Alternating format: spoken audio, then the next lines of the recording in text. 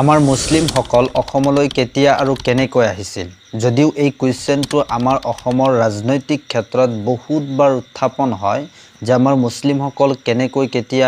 আমাৰ অসমলৈ প্ৰৱেশ কৰিছিল এই কথাটো আমাৰ অসমৰ ৰাজনৈতিক ক্ষেত্ৰত বহুতবাৰ উত্থাপন হয় যদিও এই হিষ্ট্ৰীটো বহুত কমপ্লেক্স হয় তথাপিও এই হিষ্ট্ৰীটো আমি বুজিবলৈ বা জানিবলৈ যত্ন কৰা উচিত পোন প্ৰথমবাৰৰ বাবে 1300 শতিকাত দিল্লীৰ সুলতান বাখতিয়াৰ খালজীয়ে তেখেতৰ আৰ্মিছ লৈ আমাৰ অসমলৈ খোজ পেলোৱাৰ প্ৰয়াস কৰে যদিও তেখেতে পিছলৈ সফল হোৱা নাছিল পিছত 1671 চনত মোগল সম্ৰাট ঔৰংজেব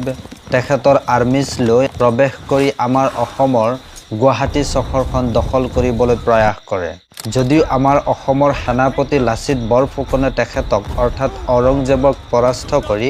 আমাৰ গুৱাহাটী চহৰখন উদ্ধাৰ কৰে এই আহোম আৰু মোগল যুদ্ধক আমি বৰ্তমান শৰাইঘাটৰ যুদ্ধ বুলি জানো ইয়াৰ পিছতো ব্ৰিটিছ শাসন কালত অসমলৈ মুছলিমসকলৰ প্ৰৱেশ 1820 চনত আৰম্ভ হয় ব্ৰিটিছসকলে মুছলিমসকলক পূব বেংগল বৰ্তমান যাক বাংলাদেশ বুলি জনা যায় তাৰ পৰা মুছলিমসকল অসমলৈ খেতিবাতিৰ উদ্দেশ্যে আনিছিল আমাৰ ভাৰত বাংলাদেশ পাৰ্টিশন হোৱাৰ পিছতো বিভিন্ন কাৰণত আমাৰ মুছলিমসকলৰ মাইগ্ৰেশ্যনটো